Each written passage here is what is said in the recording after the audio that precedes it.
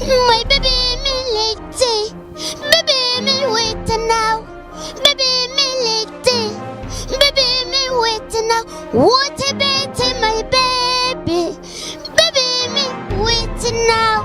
Nouvelle tendance, TV, et ma belle, changement de fréquence, Nicoloyo, Bissonios, la nouvelle tendance, Panapoto, nouvelle tendance, TV. Ngande kuna bébé na ngape kuna bayaya ba mama tout le monde est dans la poto Afrique wap nouvelle tendance TV pour s'abonner my baby me lete baby me wait omoni makinde na simbi do mikolo yo do changement de fréquence. Merci encore et merci na mukolo site alendele. To komide na système Mac. Yeah. Mesdames, Messieurs, de partout où vous nous suivez, bonjour, bonsoir. Donc, cela dépendra de l'heure à laquelle vous nous suivez. Merci puisque vous avez choisi une nouvelle tendance TV comme chaîne d'attache. Merci infiniment au réalisateur Fantôme qui est au four et au moulin. Nous penserons également à tous ceux-là qui sont partenaires à cette émission. Merci à Hirschil Love, le patron de Hollywood et Beautiful. Un grand merci à Chancel Mbemba. Entre lui et les ballons, il n'y a pas d'espace. Merci encore une fois de plus à tous ces joueurs qui sont en train de faire la fierté de notre football. Nous avons des gens tels que Dieu merci Mboka, nous avons bonne année Beethoven Nicaragua, donc monté maman Arlette Tango, donc depuis la Suisse, depuis Sibinombote et Belé, l'impresario Claude Ndombasi, il y a Gianni Sita Chunga, Poutubanga Michuri, Yamer Anita Sita, et il y a du exemple à suivre. Nous avons Roger Deimapouya qui n'est pas oublié. Alors mesdames, messieurs, il y a également Joël Mouya Dior qui est fidèle à cette émission, Lauriane Japon. Nous avons Diego le nécessaire, donc disons de pouvoir renouvelable. Mesdames, messieurs, ce qui nous intéresse aujourd'hui, c'est le travail exercé par la femme. Au moment où certaines femmes se déconsidèrent, au moment où certaines femmes ne cherchent pas à connaître leurs propres valeurs, ne cherchent pas à mettre leurs connaissances en exercice, mais il y a quand même ceux-là, na place qui va faire dans na place qui va à la caca na cuisine, puisque la femme n'est pas seulement destinée pour la cuisine, non. Mais aujourd'hui nous parlons de la parité, au moins ça se comprendre dans noter. Mais aujourd'hui nous allons vous proposer cette dame ingénieure ou Tokoutia Bozo, comment est-ce qu'elle est en train de travailler. Musala o yasnel, misala mingi toba mingi misala mibali kane basalango. Mais aujourd'hui, connaissons ses vraies valeurs, connaissons que Azam Mwasi akoki peut servir Mokanae. Connaissons que les femmes na ba tout surtout, surtout ba maman nyos bas nyos bazala nango ye pazana yango. Mais elle a ajouté, elle a compris que akoki peut servir Mok, akoki peut sala musala o lelo et sali pe ke bande comme sous bazala pe na esengo. Voilà to poussa na muke to poussa na sika ingénieur ali. Na maman ingénieur. Maman bon. To ko ba ko bon kombo nangai ingénieur Pichu. Ingénieur Pichu. Oui. Ingénieur tout ce peu là na musala, félicitations pour la musala au la biso. Merci. Mais ingénieur Pichu to me ka kosola moi muke. Et idée à travailler na SNEL to ya kosala électricité et utana wapi. Bon, idée ezali, bon, eza vocation, comme je peux dire, parce que aux manipulation pédagogique, option éducation physique. Et par après, mon grand frère qui était technicien de manœuvre, na limité na 12e rue, na DKS, bon, comme le grand frère était décédé, je me suis déterminé à ce que na sala électricité na université. Et na Keista, na sali, na bandi na préparatoire. Le début a été toujours difficile. Comme sur le préparatoire, on nous a formé. Et par après, na bandi na poni section na première électricité, na bandi ko évoluer. Évoluer pas na sisa qui na 2005, 2006, 2000 na banda qui na 2001 et puis na sisa qui na 2005, 2006. Na salaki stage professionnel na ngai na SNEL na DKO na bandi na dépannage na tamboli presque na ba direction ebele Bon, na ba direction belé na tamboli na qualité ya technicien presque bato belé pe ba yebi ngai ba o to sala na bango ba musu baza ba matriculé ba yebi. Bon, nazalaka un peu fier na section na sali parce que naza rare parmi les filles, nazalaka rare. Et puis na ndenge nasalaka musala na ngai na temps o nga na umbeli na SNEL natikala jamais ko connaître ka ya ba brûlure parce que nayebi principe ya musala ndenge ezaleli. Principe ndenge ni ko kokota na cabine électrique, comportement nini kozala nango au sein ya cabine pour obanda manœuvre na yo tout ça zwaki yango na classe et par apprendre ti ozomona nazo évoluer. Alors ingénieur Pichu to meka moi ko sola to kota na moi mukina mozindo lelo tant ozo sala musala o est-ce que lorsque kina na no ista est-ce que zwaki bata pas pesa que chance que moi si c'est vrai oye est-ce que au moins d'abord na batu na milieu zala qu'est-ce que les gens te donnaient cette chance là qui ou évoluer dans l'électricité? Bon, bah pesa kinga chance malheureusement la promotion na biso j'étais la seule fille ngana zala qui électricité soir j'étudiais avec le papa le directeur aussi les gens qui travaillent parce que tant tozala qui na homme na ista tozala qui presque ba fille et belé na chambre tozala qui un nombre ya vingtaine de filles. Bon tozala qui électricité tozala qui seulement 3 filles, mécanique une fille et puis le reste là bazala qui na section aviation na électronique. Bon na métier na biso électricité mécanique tozala qui 4 seulement. Tozala qui 4. Après ça une chance mais est-ce que kokoka nga biwi na kokoka parce que loko nga na lingi na kokoka nde yango na lingi na zala ti lelo nde na sala kango. Mais ingénieur est-ce que comportement nini vis-à-vis na ba camarades no basi ou na bango tabazoka que no bolo la petite ngana sala na ngana o sala lo bonne université ngana sala boye lorsque yo banda ko exposer projet na yo no basi réaction na bango za kinini? Bon, réaction ya basi babanda ko na kaka est-ce que kokoka ngabi na kokoka parce que za eloko oyo ngana lingi na kokoka parce que soko lingi eloko il faut comme sango tina suka il faut koka okokoka osimba courant koka ngabi no basimba ka courant te me babongisaka parce que soko simbi courant ezane tokufi babongisaka basimba ka courant te me babongisaka courant ngabi na kokoka. Et par après tant ngana évoluer baninga o totanga na bango humanité tout ça oh mais yo okoma na yo kosala musala courant ngabi oui eloko ngana pona banda kalo banda lo baka okosala électricité ngabi oui na banda iko souhaiter ngo ke non ngai fona sala kaka électricité nde sikoyo na koma na nga na évoluer nango.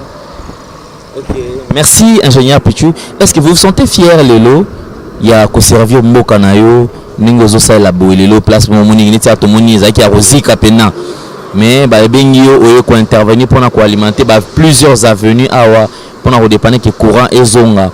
Est-ce que lelo zalaka fier ya ko exercer musala? Bon nazalaka fier de la sorte que nous ne sommes pas nombreuses les femmes qui exercent le métier des hommes. Oui, nazalaka fier nango eza fierté ya mboka nanga. Si je me trouve quelque part on me dit que non c'est une congolaise aza électricienne c'est eza fierté ya mboka. Mais na déploraka comportement ya bakonza mboka il faut ba edaka biso na ba certaines makamususu parce que nombre des années que moi je fais à la SNEL na ndenge na tamboli tant que femme na tamboli na ba direction nyonso ba yebinga na musalo nga na sala ka oyoyo. Mais il faut pas faire sa chance, il faut faire sa matricule. Il faut reconnaître que basi pe bazali na réseau ba travailler plus que mibali. Nazaka fier. Soko komi na réseau place nga na sala ka soke moi so na leki mibali. Nazaka fier pour na leki mibali nga na lekisa mibali misala. Certains des hommes baza matriculé nga na leki ba ona misala. Sur le plan dépannage, na ko expliquer qu'est-ce que la cabine. Ndenge ni okozongisa courant na cabine, ba risque nini ko yela yo ba danger à éviter. Est-ce que vous êtes déjà arrivé par exemple en train de dépanner et puis du coup il y a peut-être un incendie ou il y a court-circuit, quelque chose du genre? Vous êtes déjà arrivé une fois ou 2 fois? Bon, il m'est arrivé une fois. Ils ont incendie, ils ont qui court-circuit. Il y a deux parts.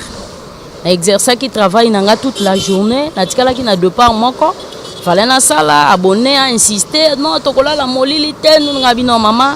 Je sais un peu de sonner, mais namoni et sali bavure. J'ai constaté comme il y a une panne. Mais panne na yo, eza panne en continuité. Donc il faut na landa panne. Mais vie heure na ko landa te parce que RSC le ko zonga temps ebele wana na ko tia travaux en cours lobi na koya.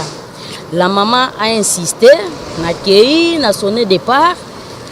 Yemo kamoni et Betty na longoli, oh non, eza charge, ngabe eza charge, te omoni brin et suit. Donc eza li bavir na terme technique. Donc on a insisté parce que et quoi endommagé une partie ya équipement na cabine. Donc naza obligé faut na ça la panne. Oh non, est-ce que moyen to quoi ko ça non, sonner deuxième phase na sonner. Et ça li bavir na tiki na consigné départ. Oh non, nazo benga ba chef na bino yozola li sabiso molili. Ngabi maman, okoyi ko benga ba chef mais ngai ne mutu na ebisi yo ke za deux choses. Ou soit équipement ebeba ou soit ngai mutu na zika. Ce que za na pa ou to timola totala ndenge malade ezali na banda kolanda panto fungola ba boîte. Maman akeko zwa pa ou ba bandi boîte à liboso na fongoli na sonné et ça li la même chose. Na zui na bandi na vanti ba première phase, deuxième phase, troisième ba mo pour départ ebeti. Rabi maman moni même hier mutaza libanda azomona ngate na kata cabine mais ngai nazomona bango malgré et sala ki milinga miso comme flou mais comme na ebaki ndenge nini ya ko se protéger na batamaki entre TGBT na transformateur moto ezwaki ngai te et puis na bimi batu batondi mutakufi na bimi akufi te abiki parce que nazalaki déjà na ba consigne na ba principe ya ko travailler na umeli na musalo na umeli na tamboli na ba direction presque belé na tikali na direction moko fo na tamboleza est parce que je fais na sali na DKO na sali na DKS na DKN na tamboli na ba direction belé ya SNEL bato ba yebinga ke moi si wana parce que nazalaka na ko lo ba presque nazanga moko ndenge na sala ka musala o na lakisa mais je m'invente pas mais na sala ka musala bien. Mais je demande à ceux qui va reconnaître Ngaï. Va reconnaître Ngaï tant qu'une femme parce que c'est la parité. Na kobima na ba télévision te que pour na lo parce que il y a des femmes qui existent au ba exerçaka au mibali bazo sala et puis ba leki même mibali. Mais il faut batia biso nesika na biso tant que des femmes. To kobongisa mboka eza venir ya lobby pour na bana biso pito pesa bana basi et sengo wana ya kosala musala oyo. Musala nyonso eza nango facilité, eza carapace, mais volonté ndé. Eza question ya volonté, eza vocation. Donc ba vocation mais volonté fait ça. Merci ingénieur Pichou. Mais avant de finir, ingénieur, vous êtes marié? Bon, moi je ne suis pas mariée. Oui, mais j'ai un enfant. Okay.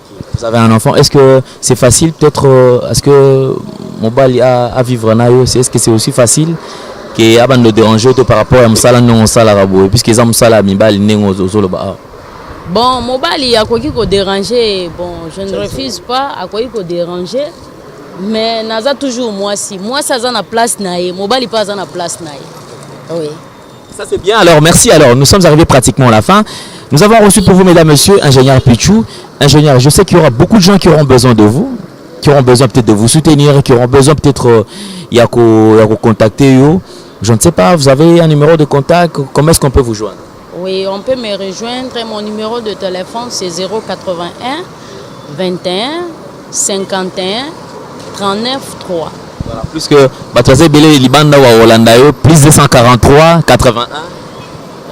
Plus 243 81 21 51 39 et 3 à la fin. Ok, merci. Un dernier message à toutes les femmes au Bazo Landayo.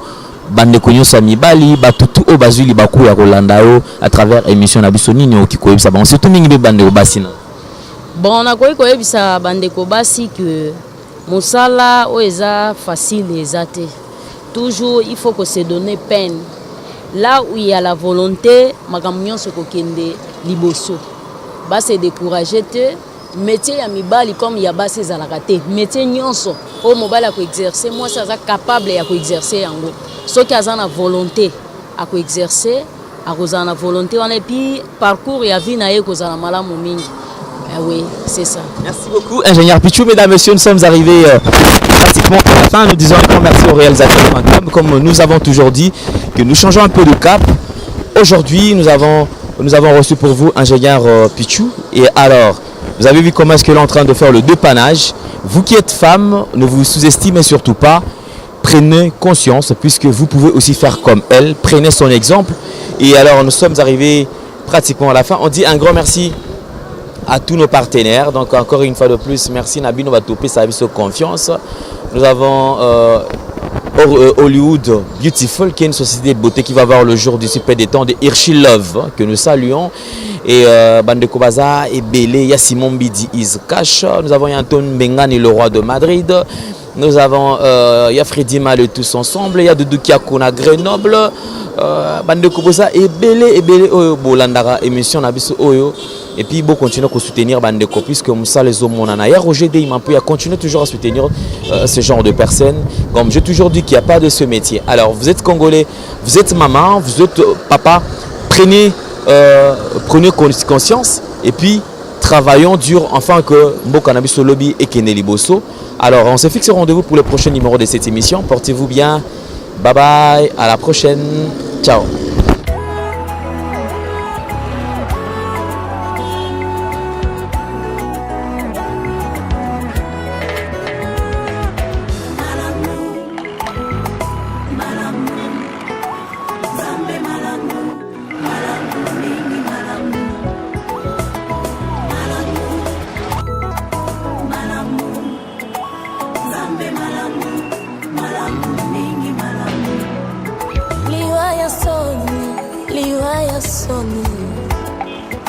Liwaya soni na Golgotha, Jésus kufi bolombo bongana bika,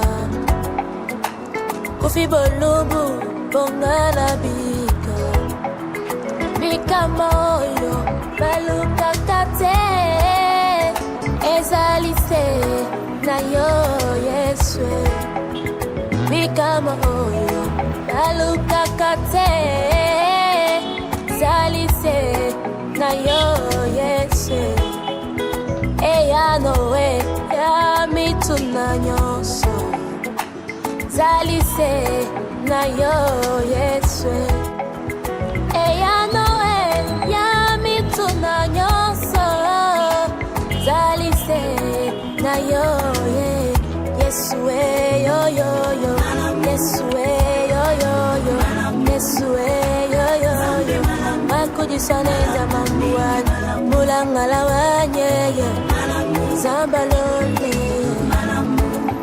malama oh na silisite kolobela yo melesiye okakisalinga litatoli ya koloba na yo melesi na monoko maloba ya koyebisa yo ekomi sature na motema etindinga na sopa pinzoli ya esengo kolonanga Yesuwe yoka libondeli nanga mwana nazoyebisa yo yaya yoza malamu mingi oponanga oza malamu mingi oponanga oza malamu mingi